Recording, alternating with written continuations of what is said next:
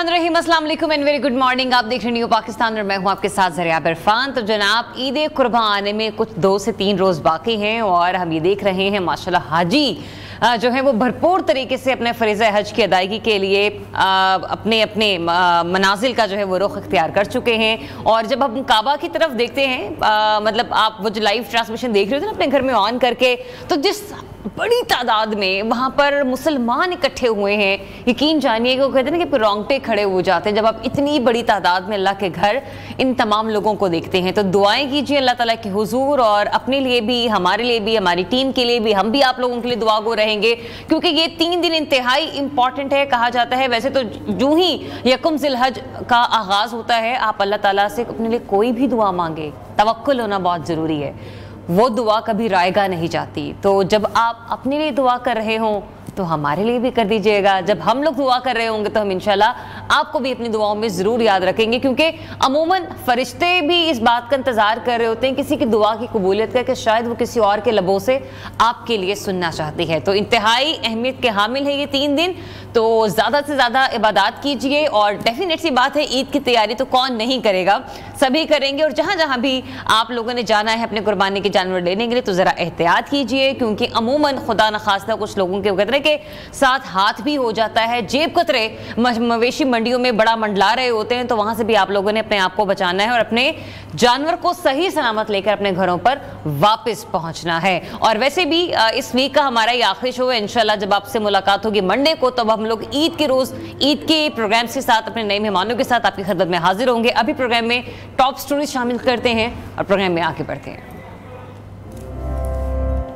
Punjab assembly में tax free budget पेश कर दिया गया।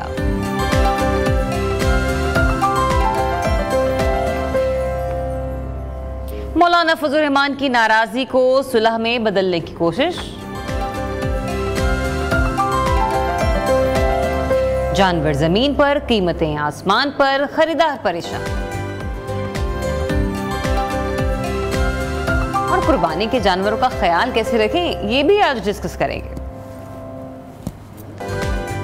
जी, कुर्बानी के जानवरों का ख्याल कैसे करें, ये तो हम आज डिस्कस करेंगे। लेकिन फिलहाल पाकिस्तानी कौम जो बली का बकरा बनी रहती है हर वक्त, जब पाकिस्तानी क्रिकेट टीम क्रिकेट के मैदान में उतरती है, उसका तो कोई पुरसाने हाल ही नहीं ना। क्योंकि अभी सुपर 8 में जाने वाली कुछ टीम्स जो हैं उनके तो यूं कह लीजिए कि नाम सामने आ चुके हैं, जिनमें इंडिया है सर फहरिस्त, अफगानिस्तान है, बांग्लादेश है, साउथ अफ्रीका है, ऑस्ट्रेलिया है।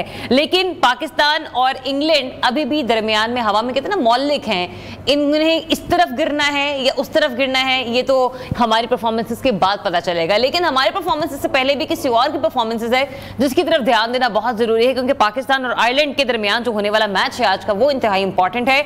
मौसम अमेरिका और आयरलैंड के दरमियान जो है वो होने वाला जो मैच है वो बड़ा ही इंपॉर्टेंट है। दूसरा ये है कि मौसम तो थोड़ा सा वहां पे डुबियस नजर आ ही रहा है। 20% चांसेस है कि मौसम जो है वो बेहतर है, लेकिन 80% इतने चांसेस नहीं है।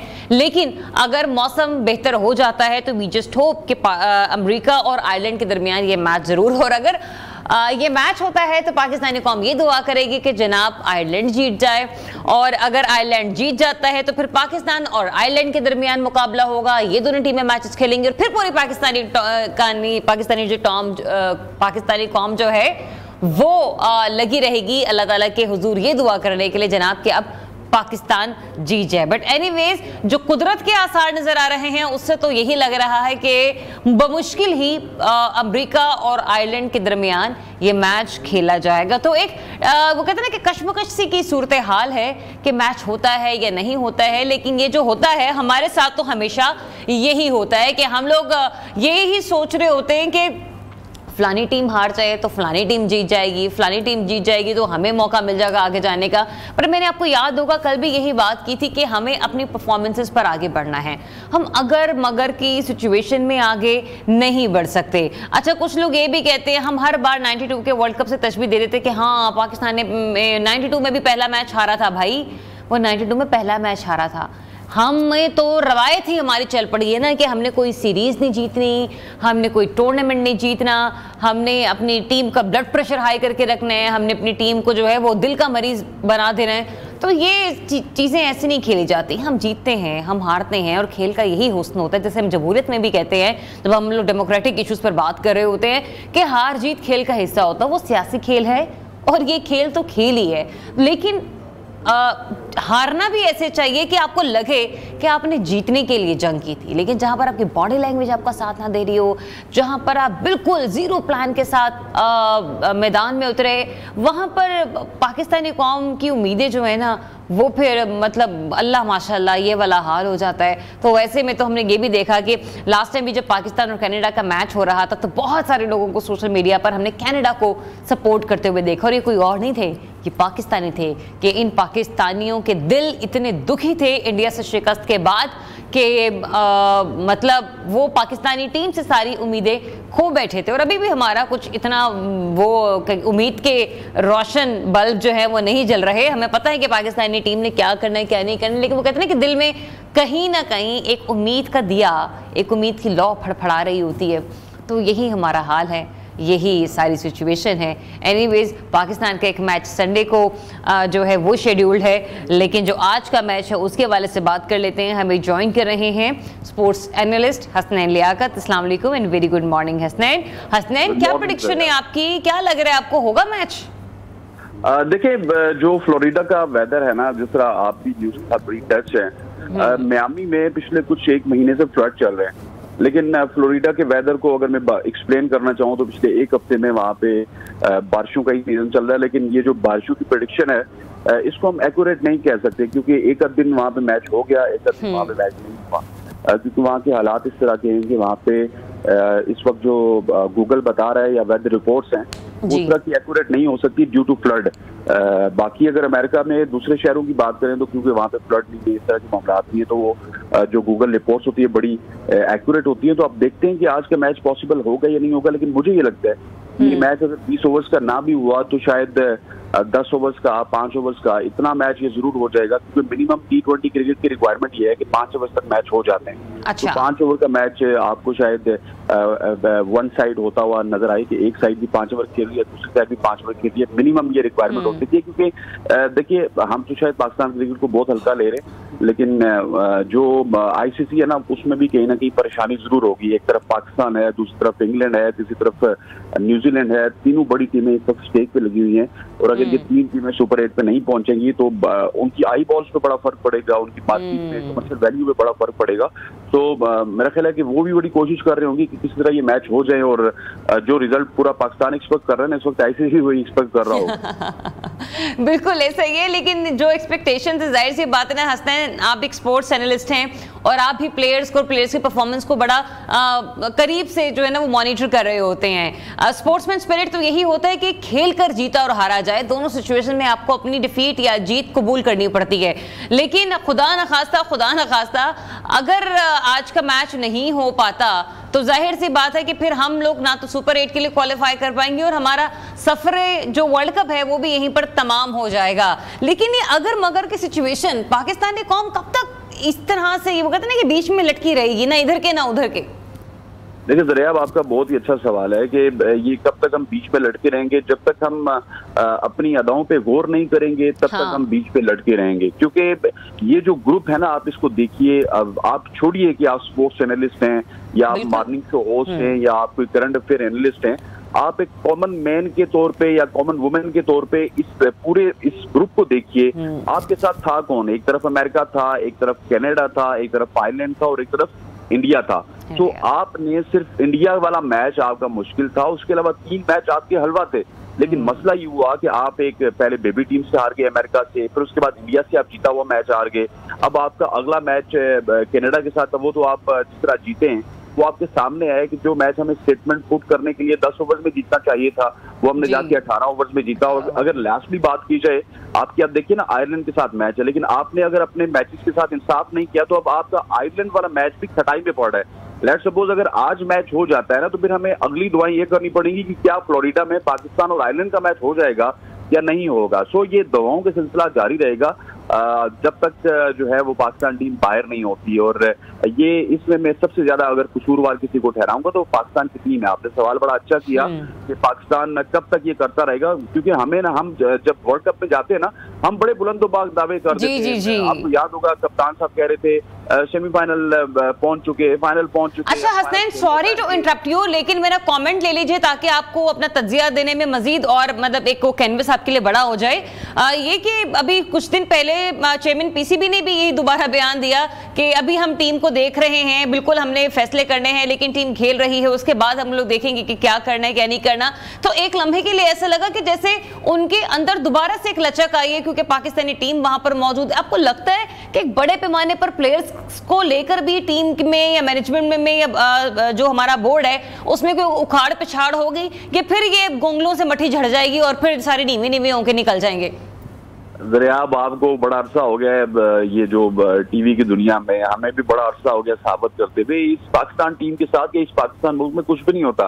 वो बेसिकली छोटे ऑपरेशन बड़े ऑपरेशन की बात इस वजह से की गई थी कि कौम गुस्से में थी। एक तरफ हम अमेरिका से आ रहे थे, दूसरी तरफ हम इंडिया से आ रहे थे, और मोहसिन नकवी साहब चाहते ये थे कि अटेंशन थोड़ी सी डाइवर्ट हो जाए और लोग मेरे ऊपर उंगली उठाने के बजाय एकदम से टीम के ऊपर उंगली उठाएं, क्योंकि उस वक्त कौम ये चाहती थी कि कोई उनकी आके दादरसी करे, और कौम पूरी पूरी प्लेयर्स के ऊपर चढ़ाई कर रही थी। तो मोहसिन नकवी साहब ने आके नया जुमला कह दिया कि छोटा ऑपरेशन होगा, बड़ा ऑपरेशन होगा। मुझे ये लगता है कि ये जो मैनेजमेंट है या ये जो अभी ये जो मैनेजमेंट है जो पीसीबी में, ये कोई इतनी ज्यादा बड़ी चेंजेस कर नहीं सकती, क्योंकि आए हुए इनको जुमा 8 दिन हुए, उसके बाद इनके पास मार्जिन इतना है नहीं, आगे चैंपियंस ट्रॉफी भी करवानी है। हाँ, बहुत ये हो सकता है कि ये कप्तान चेंज कर दें या फिर 1-2-4 प्लेयर्स चेंज कर दें, लेकिन बड़े पैमाने पे चेंजेस ये काबिल ही नहीं है। उसकी रीजन ये है कि अच्छा चले मान भी लिया जाए हसनैन के चले कैप्टन भी चेंज हो जाता है और 1-2 प्लेयर्स भी चेंज हो जाते हैं, लेकिन 1-2 प्लेयर्स में भी ना वो प्लेयर्स चेंज होने चाहिए कि जिन्होंने टीम की तबाहकारी में ना बहुत बड़ा किरदार अदा किया है। मैं अगर गलत होंगी तो आप मुझे गाइड करेंगे और आप फिर ये बताएंगे कि जरा आप नहीं, इसको बेहतर होना चाहिए। एक शादाब खान, एक इफ्तिखार, एक इमाद, और कैप्टन के हवाले से आप कह रहे हैं कि डिसीजन मेकिंग होगी जो सो होगी। आपको लगता है कि ये 3 शख्सियात ऐसी हैं कि जिनका टीम में होना मुस्तकबिल के लिए मुनासिब होगा बशमूल आजम खान? देखिए, आपने जो 4 नाम लिए ना, ये बहुत ही जो है ना, आपने क्या कहते थे ब्लंट बात कर दी। शादाब तो सिर्फ इस वजह से नहीं निकल रहे कि वो बाबर आजम के दोस्त थे, इमाद इस वजह से नहीं निकल रहे कि उनको वहाब रियाज साहब ने गारंटी दी है, इफ्तिखार इस वजह से नहीं निकल रहे कि वो एक खास प्लेयर के दोस्त भी हैं, एक खास इलाके से भी हैं, जुबान भी वही बोलते हैं, और वो 8-9 प्लेयर उस टीम में मौजूद हैं। तो इस वक्त टीम में ग्रुपिंग मौजूद है। आप बिल्कुल ठीक कह रही हैं कि इनकी किसी जगह पे टीम में जगह नहीं बनती, और जब 45 साल का बंदा 33 साल उम्र के बाद आपकी पाकिस्तान टीम में आके एज ए फिनिशर खेलेगा तो उसकी परफॉर्मेंसेज ऐसी ही होंगी। और ये 3-4 के अलावा मैं समझता हूँ कि हारिस रऊफ को भी अगर आप बीच में शामिल कर ले, मैं तो उनके हवाले से एक और सवाल लेके बैठी हुई हूँ। एक तो ये कि हारिस की परफॉर्मेंस ठीक है, वो बिल्कुल नील बटा नील है, और दूसरा ये कि मतलब मुझे नहीं पता कि उनके पास भी कौन सी गिदड़ सिंगी है। और कि कनाडा से जब हम लोग मैच चले जीत ही गए, मुझे तो ये समझ नहीं आ रही हारिस ने ऐसी कौन सी कोई तीर मार दिया था कि वो प्रेस कॉन्फ्रेंस करने के लिए बैठ गए, जब सहाफी बार बार उनसे सवाल पूछ रहे थे कि जिस तरह की टीम की कारकर्दगी रही है इंडिया के अगेंस्ट और अमेरिका अगेंस्ट, स्पेशली इंडिया वाला जीता जिताया मैच आपने हार दिया। 2 लोगों ने बड़े सख्त सवाल किए, लेकिन बड़े मुहज्जिब अंदाज से किए, और हारिस की बॉडी लैंग्वेज वही हंसते मुस्कुराते जैसे वो बहुत चिल बैठे हुए, उन्हें किसी चीज की परवाह नहीं है, उन्हें पता है सवाल आ गया, जवाब तो मैंने अपनी मर्जी से देना है। भाई, किस कैपेसिटी में आप प्रेस कॉन्फ्रेंस करने के लिए बैठ जाते हैं? देखिए दरियाब, जो कैपेसिटी आप बात करिए ना प्रेस कॉन्फ्रेंस की, इससे पहले मैं आपको एक बात बताता हूँ। बंदा तो शर्म के मारे किसी को मुंह नहीं दिखा सकता। हंसते मुस्कुराते, जो आपने बोला ना कि हंसते मुस्कुराते ये आके प्रेस कॉन्फ्रेंस बैठ जाते हैं। दरियाब, आपके प्लेयर्स की तो प्रायोरिटीज ही यही थी कि वो वहां पे जाके शॉपिंग करते, वहां पे जाके हल्ला गुल्ला करते, वहां पे बुल राइडिंग करते, वहां पे जाके काउबॉय बनते, फ्लोरिडा जाते, न्यूयॉर्क जाते, उसके बाद वेस्ट इंडीज का उनका प्लान था, लेकिन वो जो मुझे वेस्ट इंडीज वाला प्लान है वो अभी तक मुझे उस तरह पूरा होता हुआ नजर नहीं आ रहा, क्योंकि इनकी प्रायोरिटीज में था। ये हंसते मुस्कुराते इस वजह से हैं कि ये पाकिस्तान के लिए तो खेलते नहीं है ना। अब इन्होंने सारी चीजें इस वजह से खेलनी है कि क्योंकि इनको उसके मुकाबले में लीग्स मिलनी है, उसके मुकाबले में कॉन्ट्रैक्ट्स मिलने हैं, उसके मुकाबले में पैसे मिलने हैं। आपको मैं बड़े बावजूद जराये से ये बताता चलूं कि जिस दिन इंडिया पाकिस्तान का मैच हुआ, हम सारे लोग उदास थे, पूरी टीम उदास थी, लेकिन कप्तान बाबर आजम, अजहर महमूद और वहाब रियाज बाहर दावत पे चले गए। सिर्फ 1.5 घंटे बाद मतलब आप देखिए कि पाकिस्तानियों को खाना हजम नहीं हो रहा और 1.5 घंटे बाद आपका कप्तान, आपका सीनियर मैनेजर और आपका असिस्टेंट कोच और तीनों पाकिस्तानी, ये नहीं कि कोई किसी और तरफ से हो, वो जाके बाहर डिनर कर रहे हैं किसी की तरफ क्योंकि उन्होंने किसी को टाइम दिया हुआ था। मतलब इनकी हालात तो ये है कि इनकी सीरियसनेस का आलम ये है कि आप इंडिया वाले मैच हार के भी उसके बाद बाहर डिनर पे जा रहे हैं, फिर आप जवाब में आप ये लोगों को कहते हैं यार हम सर जो है वो दीवार के साथ टकराएं। अरे भाई दीवार के साथ सर मत टकराओ, आप 20-20, 25-25 लाख रुपया ले रहे हो, पाकिस्तान कौम आपसे उम्मीदें लगाए हुए। अगर आप इतने कैपेबल नहीं थे आप पहले हमें बता देते कि भाई हम ये नहीं कर सकते। पहले आप दावे और हसनैन सिर्फ 20-25 लाख रुपए महाना नहीं, इसके अलावा जिन जिन ब्रांड्स के साथ इन्होंने कॉन्ट्रैक्ट साइन किए हुए, जहां जहां पर इनकी इंडोर्समेंट है, जो जिस फ्रेंचाइज के साथ खेल रहा है, हर जगह से ये लोग नोट छाप रहे हैं। हमें इनके नोट छापने पर मसला नहीं है, हमें इनकी कारकर्दगी दिखाने के ऊपर जो है ना हमारे वहां पे रूह तड़पती है। बहुत शुक्रिया आपका हसनैन लियाकत, आप हमें अपडेट कर रहे थे अपने एनालिसिस के थ्रू। और वाकई ये हमारी पाकिस्तानी टीम का हाल है, जो हसनैन कह रहे थे हूबहू बिल्कुल वैसे ही, इससे नजरें हरगिज चुराई नहीं जा सकती। वल्लाह आलम अगर आज बारिश हो जाती है, बारिश नहीं होती तो हमारे मैच की सिचुएशन और हमारी situation with in the world cup क्या होगी।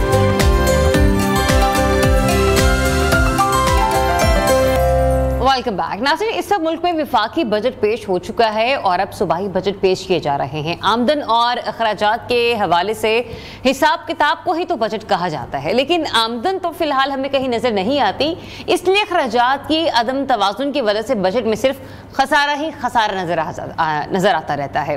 बजट पंजाब असम्बली में बजट पेश कर दिया गया है और हुकूमत की जानिब से कहना है कि कोई नया टैक्स फिलहाल नहीं लगाया गया है। बजट तकरीर करते हुए पंजाब के वज़ीर खजाना मुज्तबा शुजाउर रहमान ने कहा कि आज इस हुकूमत का पहला टैक्स फ्री बजट पेश किया जा रहा है।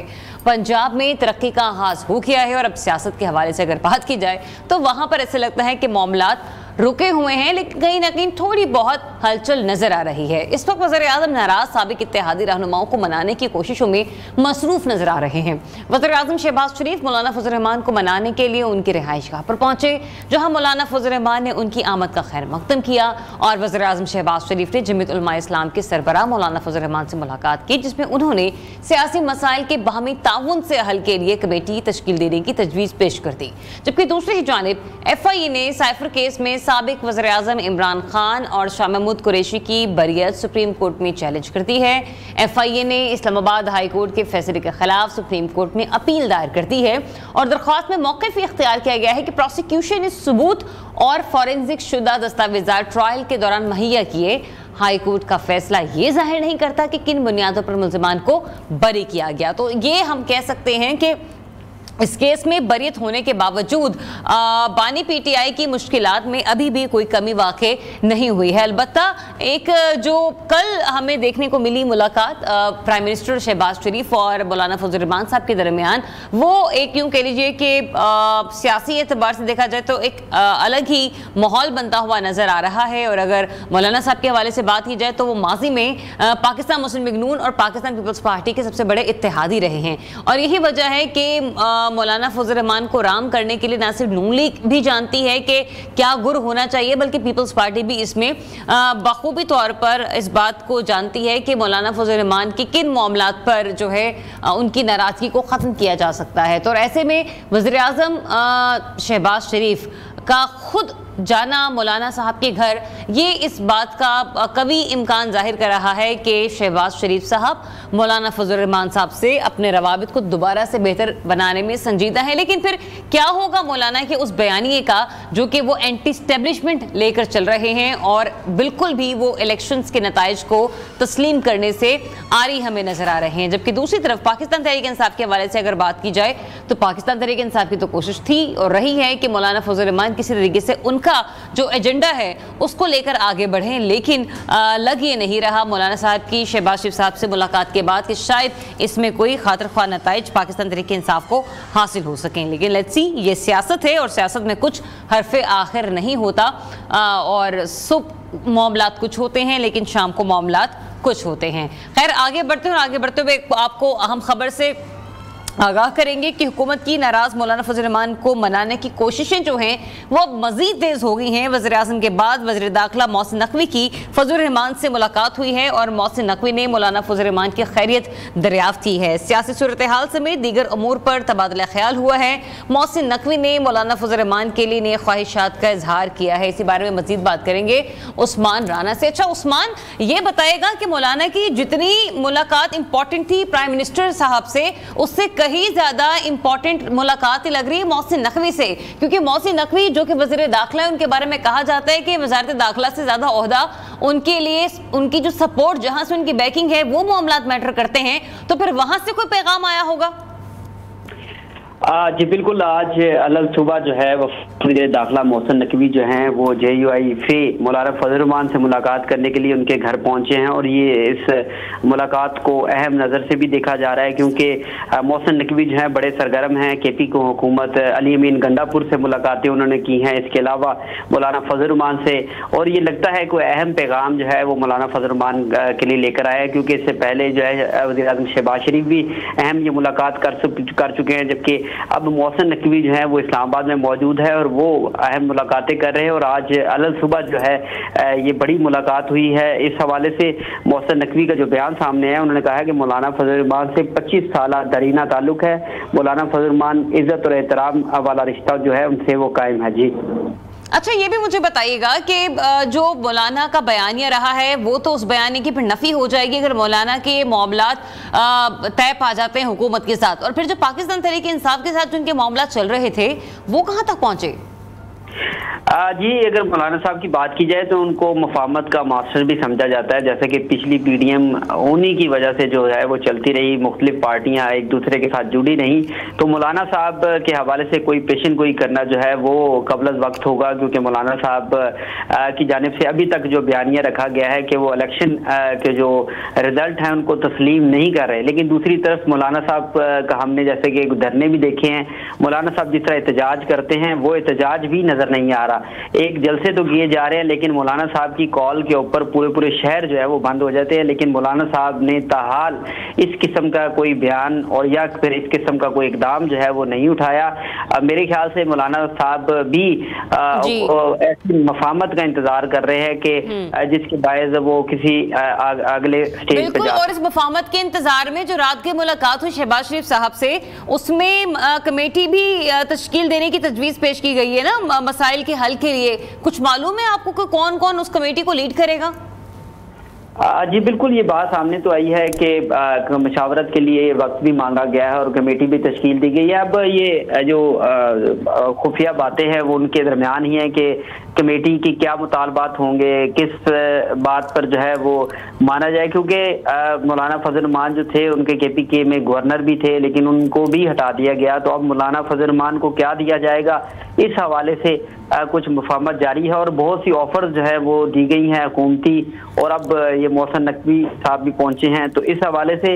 लेकिन अब मौलाना फजल रहमान जैसे कि एक जेद किस्म के सियासतदान हैं, वो क्या फैसला करते हैं, उनके दिल में क्या है, ये कहना कबल वक्त होगा। लेकिन ये बात सामने आ रही है कि मौलाना फजल रहमान जिस तरह करते हैं एहतजाज, और जिस तरह वो किसी के पर अगर उन्होंने सियासी बयानिया बनाना हो तो वो बहुत सख्त बयानिया बनाते हैं, लेकिन वो बयानिया ताहाल जो है वो सामने नजर नहीं आता।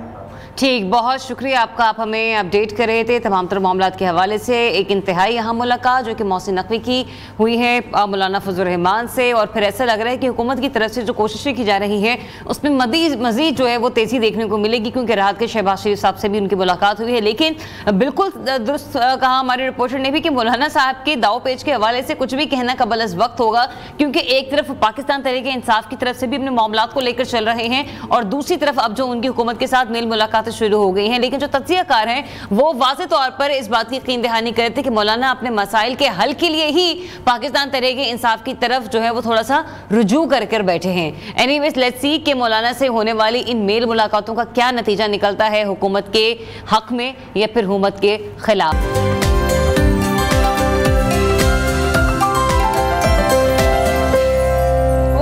वंस अगेन कुछ बात कर लेते हैं ईद कुर्बान की तैयारियों के हवाले से, क्योंकि जानवर के बगैर तो ईद कुर्बान अधूरी है। और यही वजह है कि अपने मनपसंद जानवर लेने के लिए पाकिस्तान में मौजूद सभी शहरों में रहने वाले लोग जो हैं वो अपनी अपनी इस्तात के मुताबिक अपना अपना जानवर लेने के लिए मार्केटों का रुख कर रहे हैं। कैटल मार्केट्स में अब ना सिर्फ सुबह में बल्कि शाम में, दोपहर में, हर वक्त ही रश देखने को मिलता है, क्योंकि किसी न किसी की कोशिश तो ये होती है कि हमें आसानी से ज़रा अपना जानवर मिल जाए, एक दो दिन ज़रा घर पर उसकी खिदमत में हम लोग कुछ वक्त गुजार लें, जिसके बाद कुर्बानी जैसा जो खूबसूरत फरीज़ा है उसे अंजाम तक पहुँचाया जाए। और ऐसे में हम ये भी देख रहे हैं कि माशाल्लाह माशाल्लाह आज जो है वो मनासिक हज की अदायगी का पहला रोज़ है और वहाँ पर भी फर्जंदान इस्लाम जो है वो ईद कुर्बान पर हज के फरीज़ों को सर अंजाम देते हुए तमाम मनासिक हज की अदायगी में मसरूफ़ हैं। तो वो तमाम पाकिस्तानी जो कि पाकिस्तान में रहते हुए ईद मना रहे हैं या हमारे जितने भी ओवरसीज़ पाकिस्तानी हैं वो अपने अपने ममालिक के मुताबिक जो है वो अपनी अपनी ज़रूरियात को मद्देनज़र रखते हुए अपने जानवरों की ख़रीदारी में हमें मसरूफ़ नज़र आ रहे हैं। मुख्तलिफ शहरों का रुख करेंगे, हमें इस्लामाबाद, फैसलाबाद, कोयटा से कुछ रिपोर्टर्स ज्वाइन करेंगे। तो सबसे पहले कोयटा चलते हैं, हनीफ बाजी वहाँ पर मौजूद हैं, उनसे जानते हैं कि कोयटा की मवेशी मंडी में इस वक्त क्या हालात हैं। हनीफ अस्सलाम वालेकुम एंड वेरी गुड मॉर्निंग। मुझे ये बताइएगा किस मवेशी मंडी में मौजूद हैं आप और कितनी बड़ी तादाद में इस साल यहाँ पर जानवर लाए गए हैं?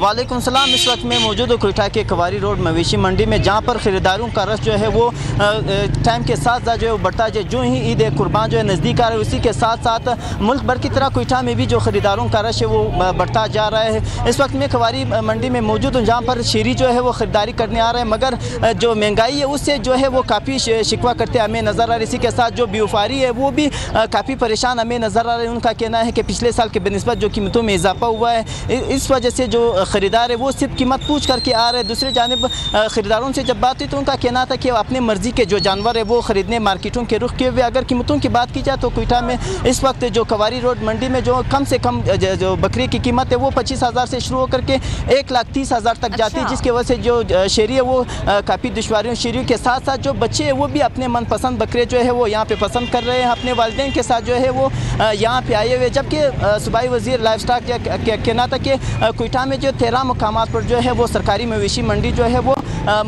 लगाए गए हैं। जी अच्छा हनीफ, अभी जब आप मुझे बता रहे थे ना, मैंने वैसे खुद भी सवाल आपसे करना चाह रही थी कि क्या है वहां पर मार्केट में रेट, मतलब आम तौर पर खास के तो बहुत ज्यादा ही खास होते हैं ना, लेकिन 25,000 से अगर रेट स्टार्ट हो रहे तो मैं तो ये कहूंगी कि मेरा बकरा भी कोयटा से लेके ना यहाँ पर भेज दो, क्योंकि कोयटा में तो ऐसे लग रहा है कि बकरों की कीमतें या कुर्बानी की जानवरों की कीमतें बाकी शहरों की निस्बत खासी मुनासिब लग रही है मुझे। जी बिल्कुल। अगर फिर वज़न की अगर बात की जाए तो 12 किलो और 15 किलो का जो बकरा है उसकी कीमत जो है वो 25,000 है, जबकि जब ये बताना था ना आपने, वजह से मार्केट वाले कहते हैं ना कि बाजी ये वाला कपड़ा ऐसे है, वो वाला कपड़ा ऐसे, तो बकरे का वजन बता के आप हमें रेट बताएं, वरना तो हम सारे ही एकदम हैरान हो गए थे कि है इतना सस्ता भी बकरा मिल सकता है। जी तो यहाँ पे जो मरी नस्ल के जो बकरे हैं उनकी कीमतें जो है वो कम है, वो वज़न के साथ भी जो है उनकी कीमतें इस वजह से कम रखे गए ताकि उनके वज़न जो है वो भी कम है। यहाँ पे जो कोयटा शहर में जो ज़्यादा पसंद किए जाते हैं वो कमूरी नस्ल के जो बकरे वो ज़्यादा पसंद किए जाते हैं, क्योंकि उनका गोश्त जो है वो नरम होता है, इसी के साथ जायकादार भी होता है। उनका कीमत जो है वो 50,000 से शुरू होता है 1,30,000 तक। जी ठीक। अच्छा, और ये बताइएगा कि कितने खूबसूरत यहाँ पर बैल और गाय आपको नजर आ रहे हैं, उनकी कीमतें क्या बताई जा रही है? एक मुनासिब शख्स जो कि एक मुनासिब सी गाय लेना चाह रहा है उसकी कीमत क्या है? मतलब यानी कि कोई 1.5 लाख से 2 लाख के दरमियान कोई अच्छा जानवर मिल रहा है यहाँ पर? ये वाला जी बिल्कुल। मुल्क भर के जानवर जो हो यहाँ पे लाए गए, बेल और बकरे और दुम्बे से में जो है यहाँ पे लाए गए। अगर बेल की कीमतों की बात की जाए तो 2.5 मन का जो बेल है या 3 मन का बेल जो है उसका कीमत जो है वो 1,50,000 से शुरू होता है, फिर जो है 7 लाख तक उनकी कीमत जो है जा पहुँचती है। यहाँ पे 3 कमूरी नस्ल के जो बेल है उनकी वज़न जो है वज़न 8 मन से ज़ायद है, उनकी कीमतें जो है व्यापारी ने 5 लाख रुपये जो है वो मुकर्रर किए हैं। यहाँ जो बागनाड़ी नस्ल के बेल है यहाँ पे ज़्यादा पसंद किए जाते हैं, मगर उनकी कीमतें ज़्यादा है, जिसके बाद शीरी जो है वो उन्हें तो पसंद आ रहे हैं मगर कीमत उनके ज़्यादा होने की वजह से वो काफ़ी परेशान नज़र आ रहे हैं। जी सही। अच्छा, मुझे ये भी बताइएगा हनीफ, आपके पीछे मेरे ख्याल में ये बकरा बोल रहा था, ये क्या था? ये एक तो आपने मुझे ये बताना है, और दूसरा ये कि सिब्बी के जो बैल हैं सुना है वो बड़े फेमस हैं, वो यहाँ पर लाए गए? जी बिल्कुल, वो बागनाड़ी और सिबी के जो बेल है वो यहाँ पे काफ़ी पसंद किए जाते हैं और वो उनका गोश्त जो है वो काफ़ी जायकादार और नरम होता है, जिसके बायस यहाँ पे क्वेटा के शेरी बल्कि बलूचिस्तान के जो शेरी है वो इसे ज़्यादा पसंद करते हैं और उनके वज़न जो है वो बहुत ज़्यादा होते हैं। और वो 2 दांत वाले जो बेल है उनका जो वज़न है वो 8 मन से ज़्यादा है। यहाँ पे 3 बेल जो है वो लाए गए हैं, शेरी उसे काफ़ी पसंद कर रहे हैं और उनका कीमत जो है वो 5 लाख रुपये जो है वो मुकर्रर किए, जिसके बायस शेरी तो उनको पसंद करे मगर कीमत सुन करके वो जो है वो भाग जाते हैं। जी ठीक है हनीफ, हमारे साथ ही रहिए। इतना कुछ आपने बताया। वैसे मेरा भी एक सवाल आपसे रहता था ये कि आपने बाकी लोगों को तो बता दिया कि उनको ये पसंद है, उनको वो पसंद है, कोई जानवर आपको पसंद आया या नहीं आया वो मैं आपसे आके जरा पूछूंगी। फैसलाबाद का रुख करूंगी। वकास शहराज हमारे साथ मौजूद है। वकास, आई होप कि हनीफ की सारी गुफ्तगू आपने सुनी हो। मुझे ये बताएगा कितने पॉपुलर यहाँ पर जानवर आपको नजर आ रहे हैं, क्योंकि कोई ना कोई एक ऐसा कैंप होता है कि जहाँ पे जरा अच्छे बड़े तगड़े बैल खड़े हुए होते हैं, बड़े प्यारे प्यारे बकरे होते हैं। आपका फेवरेट इस मवेशी मंडी का कौन सा बैल था?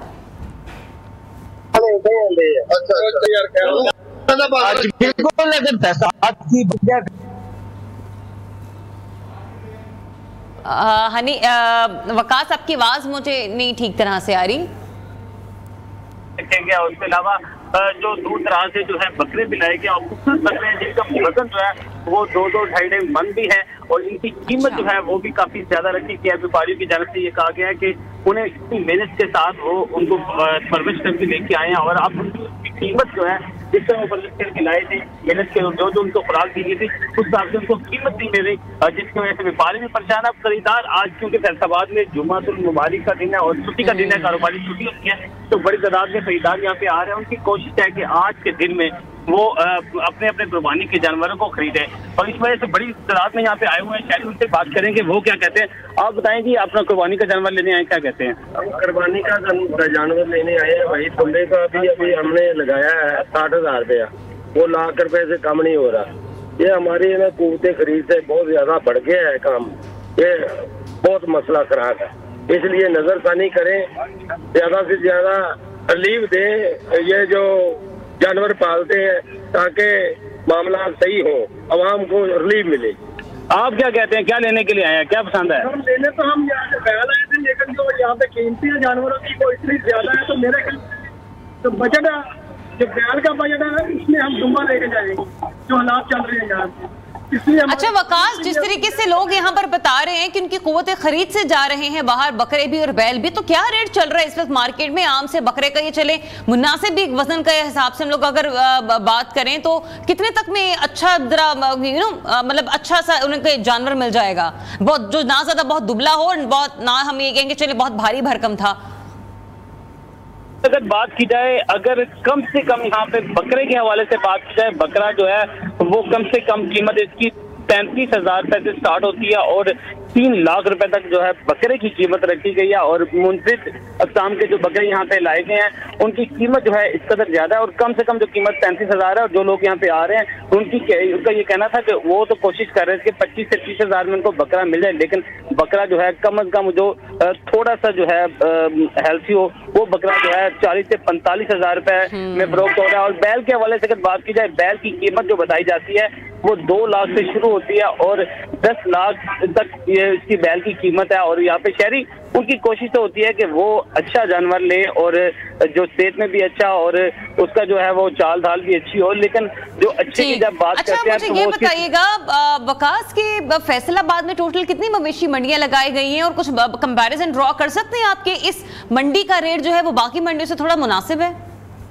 हाँ जी बिल्कुल, फैसलाबाद में 9 मकामात में जो है मवेशी मंडियां लगाई गई हैं और जो सबसे जो महंगी मंडी बताई जाती है वो नियामोना मवेशी मंडी और सबसे जो है कुछ मुनासिब रेट की जो मंडी बताई जा रही है वो अमीपुर बंगला वाली साइड जो बाईपास है वहाँ पर जो मंडी लगाई गई है वो जो है उसमें कीमत कुछ कम बताई जा रही है, क्योंकि नियामोना मवेशी मंडी में जो लोग जानवर लेके आ रहे हैं उनका ये कहना है कि यहाँ पर जो उनसे टैक्सेस इस कदर ज्यादा लिए जा रहे हैं, जो जानवरों की एंट्री फीस इतनी ज्यादा ली जा रही है, 800-800 रुपए पहले लिए जाते हैं, उसके बाद जो है फी जो है जानवर बांधने का जो किला होता है उसकी कीमत जो है लग ली जाती है, जिसकी वजह से उनको ये जानवर मजीद महंगा पड़ता है। इसी वजह से वो इस नियामोना मवेशी मंडी में वो जानवरों को महंगा फरोख्त करता है, जबकि जो अमीरपुर बंगला वाली साइड पे जो बाईपास पे मंडी है वहाँ पर टैक्स कम है, क्योंकि सरकारी मंडी जो है वो कम जगह पे और जो प्राइवेट जगह पर ज्यादा मंडी लगी है और लोग वहां से इजीली जो है वो मुनासिब जो है कीमत पर जो जानवर खरीद रहे हैं। और जो इसके अलावा अगर बात की जाए सतियाना रोड पर जो मंडी लगाई गई है उसमें भी जो है कीमतें ज्यादा है, क्योंकि सरकारी वहां पर भी जो टैक्सेस ज्यादा होने की वजह से जो है लोग वहां से जो मंडी से जानवर खरीदना उनके लिए मुश्किल हो गया, मुश्किल हुआ है। अच्छा, हमारे साथ ही रहेगा वकास, हनीफ भी हमारे साथ मौजूद है कोयटा से। हनीफ ये बताएगा, वकास की तो गुफ्तगू आपने सुनी, कोयटा में टोटल कितनी मवेशी मंडियां लगाई गई हैं, और दूसरा ये भी कि वहां पर क्या सूरत हाल आप देख रहे हैं कीमतों के हवाले से, कंपैरेटिवली किस मवेशी मंडी में जो है मवेशियों का जो रेट है वो थोड़ा जरा मुनासिब है? जी बिल्कुल, कोयटा शहर में जो है 13 मुख्तलिफ मुकामात पर जो है मवेशी मंडियाँ लगाए गए हैं। ताहम जो अगर कीमतों की बात की जाए तो कीमतें अक्सर मंडियों का जो है वो बराबर है। ताहम जो स्पिनी रोड के जो मवेशी मंडी का बताया जा रहा है उनमें कीमत जो है बाकी मंडियों से 2-3 हज़ार रुपये कम है। ताहम वहाँ पे जो शहरी बता रहे हैं कि वहाँ पे जो जानवर है वो कमज़ोर जानवर है, जिसके वजह से वहाँ पर ख़रीदारी नहीं कर रहे हैं। इसी के साथ जो ज़्यादातर शहरी जो है वो कोयटा के जो मशरकी बाईपास पे भूसा मंडी में जहाँ पे मवेशी मंडी लगाई है वहाँ पे शहरी जो है काफ़ी तादाद में वहाँ पे जा रहे हैं। वहाँ पे उनको जो है जानवर तो पसंद आ रहे हैं मगर उनकी कीमतें जो है वो काफ़ी ज़्यादा है, जिसके बायस शहरी जो है वो काफ़ी परेशान है। पिछले साल की बनिस्बत इस साल कीमतों में जो है 15 से जो है वो 20,000 पी बकरा जो है वो बढ़ गए, जिसके बायस इस साल जो है अक्सर शहरियों का कहना यही है कि पिछले साल तो उन्होंने कुर्बानी की मगर इस साल उन्हें मुश्किल है कि वो कुर्बानी करे, क्योंकि महंगाई इतनी बढ़ चुकी है और उनकी तनख्वाहें जो इंतहाई कम है, जिसके बायस इस साल जो है अक्सर शहरी हमें ये शिकवा करते नजर आ रहा है कि इस साल बमुश्किल वो जो है कुर्बानी कर सकेंगे। जी बिल्कुल ऐसा ही है। अच्छा, मेरे पास जरा मुख्तसर सा टाइम है, क्विकली कमेंट में आप दोनों को एक एक करके लूंगी। सबसे पहले हनीफ, आप मुझे बताइए कोई बकरा या कोई बैल आपको अपने लिए पसंद आया है यहाँ पर, और उसकी कीमत भी? जी बिल्कुल, यहाँ पे एक कमोरी नस्ल का बकरा है जो मुझे काफ़ी पसंद है और उसका वज़न जो है वो 1.5 मन है और उसका कीमत जो है काफ़ी ज़्यादा बता रहे। बार्गेनिंग के बाद जो है शायद मैं उससे ख़रीद सकूँ। उसका कीमत जो मुझे बताया जा रहा है वो 90,000 रुपये बता रहे हैं। अल्लाह ताला आपके लिए आसानी करे और वो बकरा लेके हमारी दुआ है कि आप अपने घर जाएँ। और वकास, आपको कोई बकरा या बैल यहाँ पर पसंद आए या आपके घर वाले जानवर ले चुके हैं? जी, हमें तो बिल्कुल एक बकरा पसंद आया था, लेकिन उसकी कीमत जब सुनी तो उसके बाद हमने अपना इरादा चेंज किया। अभी यही सोचा है कि चांद रात को देखेंगे, अगर कुछ मुनासिब रेट पर हमें कोई बकरा मिलेगा तो फिर इंशाल्लाह लाजमी खरीदेंगे। चले, मेरी दुआ है अल्लाह ताला आपके लिए भी आसानी करे वकास, और आप भी अपना मनपसंद बकरा जो है वो मार्केट से लेकर घर जाएं। बहुत शुक्रिया वकास, आप हमें फैसलाबाद से, और हनीफ आप हमें कोयटा से अपडेट कर रहे थे। इस्लामाबाद का रुख भी अभी हमने करना है। इस्लामाबाद को हम कैसे छोड़ दें, जहां पे मैं खुद 4.5-5 साल रहकर आई हूँ। एक ब्रेक लेते हैं, ब्रेक के बाद आपको फिर से ज्वाइन करेंगे, फिर आपको इस्लामाबाद की मवेशी मंडी का रुख करवाएंगे। Stay tuned, new Pakistan.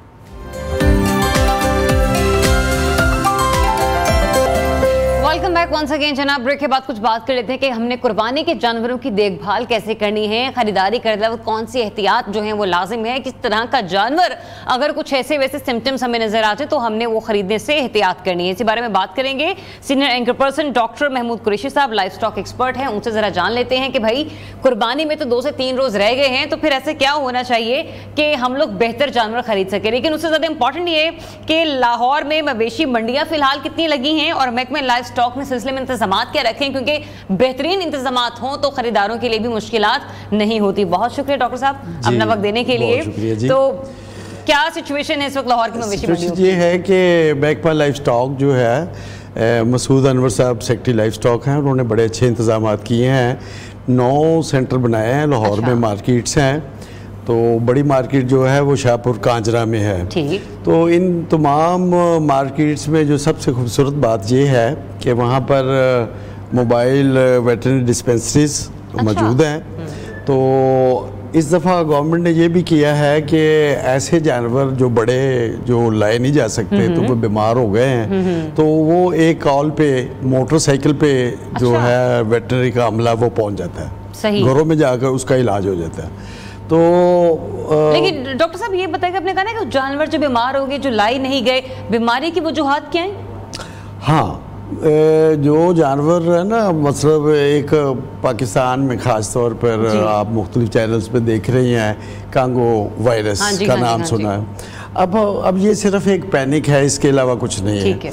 मैं अपने नाज़रीन को बताता जाऊं कि कांगो वायरस जो है ये चिचड़ियाँ जो होती हैं जिस्म की जिल्द के ऊपर, ये इनसे फैलता है। अच्छा। तो इन्होंने पिछले सालों की तरह इस दफ़ा भी जो एंट्रेंस है शहरों की, वहाँ पर टीमें 24 आवर्स वो वहाँ खड़ी हैं, वो उन्हें स्प्रे कर देती हैं। तो जब स्प्रे हो जाता है, चिचड़ियाँ मर जाती हैं, तो फिर शहर में और मंडियों में लाए जाते हैं। तो इसका मतलब है कि कोई परेशानी की ज़रूरत नहीं है कांगो वायरस की, कि उससे कोई वो चूँकि इंसानों को लगने वाली बीमारी है, तो लिहाजा ये परेशान नहीं होना। तो मैं ये लेकिन एक परेशानी है, वो ये होती है कि जानवर बेहतर मिल जाए। तो दूसरा मुझे ये बताइएगा, अच्छा चलिए एक ब्रेकिंग है, मैं जरा वो अनाउंस कर दूं, फिर मैं दोबारा से डिस्कशन आपके साथ कंटिन्यू करती हूँ। स्टॉक मार्केट के हवाले से व्यूअर्स को हमने अपडेट करना है कि आज स्टॉक मार्केट में क्या कारोबारी रुझान देखने को मिल रहा है। तो बजट के बाद पाकिस्तान स्टॉक एक्सचेंज में ज़बरदस्त तेज़ी जो है वो देखने में आ रही है। 100 इंडेक्स में 892 पॉइंट्स का इजाफा हुआ है, जबकि इंडेक्स जो है वो 77,000 की नफसियाती हद अबूर कर गया है और इंडेक्स 77,100 पर इस वक्त ट्रेड करता हुआ हमें नजर आ रहा है। तो बजट के बाद पाकिस्तान स्टॉक एक्सचेंज में जबरदस्त तेजी देखने को मिली है। 100 इंडेक्स में 892 पॉइंट्स का इजाफा हुआ है और इंडेक्स जो है वो 77,000 की नफसियाती हद अबूर कर गया है, जबकि इंडेक्स 77,100 पर ट्रेड कर रहा है। Back to discussion again, doctor Mahmood Qureshi साहब हमारे साथ मौजूद है। डॉक्टर साहब, अगर मैं या आप या कोई भी शख्स मवेशी मंडी जा रहा है कैटल मार्केट अपना जानवर खरीदने के लिए, तो क्या एहतियात आप हमें बता के भेजेंगे कि ये हिदायत हैं, इस पर अमल ज़रूर करना है? जब पहला काम तो ये है कि कोई भी मार्केट में जाए तो उसे चाहिए कि दिन के उजाले में जाए। अच्छा। रात के, हालांकि लोग अवॉइड कर रहे होते हैं कि गर्मी है जी, वो एक अलग बात है। तो लेकिन प्रेफरेंस यही है। हाँ, प्रेफरेंस यही है कि दिन के उजाले में जाएं, लेकिन अगर मजबूरी है रात को जाना है तो फिर प्रॉपर लाइट का इंतज़ाम होना चाहिए। सबसे पहले जानवर को चला के देखें। अच्छा। तो छोटा जानवर है या बड़ा, तो जब चला के देखेंगे तो देखना है कि इसमें कोई लगड़ापन तो नहीं है। फिर उसकी आंखें चेक करें कि उसमें कोई नक्स तो नहीं है।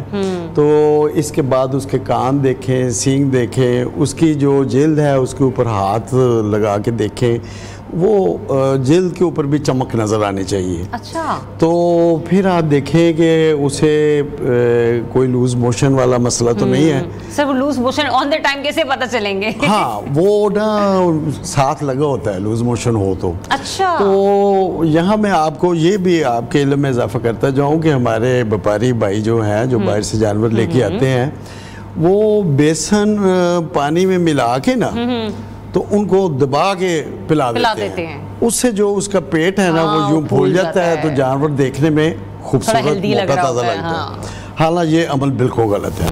तो उससे क्या होता है कि वो जो जानवर है वो जब हम घर लाते हैं तो वो उसे पंजाबी में कहते हैं वाह लग जाने, मोक लग जाने, तो वो लूज मोशन लग जाते हैं। उससे जानवर जो है वो बहुत जल्दी कमज़ोर हो जाता है। तो बातों बातों में मैं ये भी बता दूं कि अगर घरों में आप लाए हैं जानवर, तो आपको ये तो यकीन नहीं है कि उसने बेसन वाला पानी पिलाया या नहीं पिलाया। इसे 4-5 घंटे आपने चारा नहीं देना। अगर घर में जानवर आ गया तो आ गया, जैसे तो हम 7 बजे बकरा या गाय लेकर आई हूँ, हाँ, तो मैं 11 बजे तक जाके उसको चारा या पानी दूंगी। आप सिर्फ पानी दें। अच्छा। पानी नहीं रोकना, वो ऑफर करें, लेकिन चारा आपने रोक लेना है। अच्छा। उससे ये होगा कि अगर बेसन वाला पानी पिलाया भी हुआ है तो वो डाइजेस्ट हो जाएगा। ठीक। तो उससे कम से कम मोक नहीं लगेगी। ठीक है। तो फिर दूसरा ये है कि घरों में ना एक मेहमान ही होता है ना, तो बच्चे बड़े सारे उसको ना वो आस-पास लगे पट्टे खिला रहे हैं। हाँ, हर बच्चे की कोशिश होती है कि मैं चारा खिलाऊं। अच्छा, बात चारे की नहीं है, बात चारे तक रहे। बात तो और बड़ी है कि प्रोटीन खिलाए जा रहे हैं, दूध पिलाया जा रहा है। ये एग्जैक्टली देखिए, हम फुटेज भी चला रहे हैं यहाँ पर। डॉक्टर साहब, मुझे ये समझ नहीं आती है, मुरब्बा खिला रहे हैं, देसी घी खिला रहे हैं, मक्खन, ये कितना दूध पिला रहे हैं? क्योंकि एक जरूरत से ज्यादा हम इंसान भी खाए ना तो हमें भी बीमारियां लग जाती है, मोटापे का शिकार हो जाता है, तो कोक्स तक पिलाई जा रही है। ये कैसे पॉसिबल है? मुझे ये समझ नहीं आती। है कि ये इनकी खुराक नहीं है। अच्छा। जानवरों की खुराक नहीं है। बिल्कुल। इनकी खुराक जो है वो सब्ज़ चारा है, या ज़्यादा आप उन्हें ग्रेन्स दाना दे सकते हैं, बस। तो हम जो ये दूसरी तीसरी चीज़ें मिठाइयाँ खिलाते हैं ना, इससे इनका डाइजेस्टिव सिस्टम ख़राब हो जाता है। आप अपनी मोहब्बत का इजहार करते हैं और ये सोच के कि जानवर 2-3 दिन में जरा वजन ज्यादा हो जाए, वो उलट काम हो जाता है। अच्छा। तो लिहाजा ये काम नहीं करता। अच्छा, ये जो जिस तरीके से लोगों ने, क्योंकि आपको पता है तरबूज का सीजन है, तो तरबूज खुद खाया और छिलके जो है वो बकरा खा रहा है। आपने वाटरमेलन खुद खाया लेकिन उसके छिलके जो है वो बकरा खा रहा है, ये ठीक रहता है? नहीं, ये देखिए, ये छिलके या जो भी ये फल के जो उसका शेल है या ये तो उसी में आता है ना। हाँ जी। तो ये तो खा भी लेते हैं, तो कोई ऐसी बात नहीं है। लेकिन मैं कहता हूँ कि रिस्क लेना क्यों, कीमती जानवर हैं, तो ज़रूरत ये है कि आप जब घर में लाएं तो उसे सिर्फ सब्ज़ चारा दें। अच्छा। हाँ, अगर आप ग्रेन्स चने या चने की दाल देनी चाहते हैं भिगो के या वैसे, तो पहले पानी पिलाना है, तो फिर उसे जो ग्रेन्स है वो खिलाना है। अगर बाद में खिलाएंगे तो उफारा होगा। अच्छा। उफारे से मतलब पेट में गैस बढ़ जाएगी, तो वो बीमार हो जाएगा। अच्छा सर, अब ये बता दीजिए कि ज़िबाह करते वक्त किन एहतियात का होना बहुत ज़रूरी है? ज़िबाह देखें, जब सुन्नत इब्राहिमी के मुताबिक हम जब जानवर को ज़िबा करते हैं तो सबसे पहले उसे ईद की नमाज पढ़ के जब वापस आते हैं तो उसे आपने पानी पिलाना है और दूसरे जानवर जो हैं उनको दूर कर देना है, उनके सामने ये ज़िबा नहीं करना। तो दूसरा ये है कि जानवरों को आराम से लिटा के और उसका किबला रुख चेहरा करके, तो जो छुरी है वो तेज़ होनी चाहिए। हाँ जी। और सबसे बड़ी बात मैं अपने नाज़रीन को ये भी बताना चाहूँगा कि जो लोग उस दिन रवायती तौर पर सब कसाई बने होते हैं, उनसे अवॉइड करें, वो ख़राब करते हैं। ऐसा ही है। तो जब ज़िबा हो जाए तो उसका खून निकलने दें, ज़्यादा देर मतलब उसे जब वो बह जाएगा तो उतना ही गोश्त अच्छा बनेगा। खाल उतार के, तो चूँकि गर्मी का मौसम है, गर्मी के मौसम में आपने खाल को जल्द अज जल्द किसी मरकज़ पे, किसी सेंटर पे, मस्जिद पे, या आप जिन्हें देना चाह रहे हैं मुस्तहिक अफराद को, वो फ़ौरन दे दें। ठीक है। लेकिन अगर आपकी कोई मजबूरी है तो फिर साए वाली जगह पे खाल को उल्टा करके उसके ऊपर नमक लगा दें। अच्छा, उल्टा करके उसको नमक लगा दें, वो प्रिजर्वेटिव है, उससे खाल जो है वो महफूज हो जाएगी। बहुत शुक्रिया आपका डॉक्टर महमूद कुरैशी साहब, लाइव स्टॉक एक्सपर्ट हमारे साथ मौजूद थे। और वाकई जो सबसे ज़्यादा मुझे इसमें इंपॉर्टेंट चीज़ें नजर आई हैं वही आई हैं कि तो बेसन वाला पानी किस तरीके से अवॉइड किया जा सकता है, दूसरा ये कि घर पर जानवर आने के 3 से 4 घंटे के बाद आपने चारा खिलाना है, उससे पहले नहीं, और चौथी चीज़ ये कि ज़िबा करते वक्त जो एहतियाती तदाबीर हैं वो बहुत ही खास हैं जो कि डॉक्टर साहब हमें बता रहे थे। इसी के साथ ही मुझे और मेरी टीम को इस वीक से दीजिए इजाज़त। इंशाल्लाह मंडे को ईद के रोज़ एक बार फिर से आपसे मुलाकात होगी। मैं फिर बार बार कहूंगी कि हज के ये मुनासिब और ये जो है ना मुक़द्दस सातें शुरू हो चुकी हैं, तो जब भी आप लोग नमाज जुम्मा की अदायगी को यकीनी बनाएं, खुदा के लिए हम सबको, तमाम पाकिस्तान को, तमाम मुस्लिम उम्मा को अपनी दुआओं में ज़रूर याद रखें। अपना बहुत सा ख्याल रखें। इजाज़त दीजिए, अल्लाह हाफ़िज़।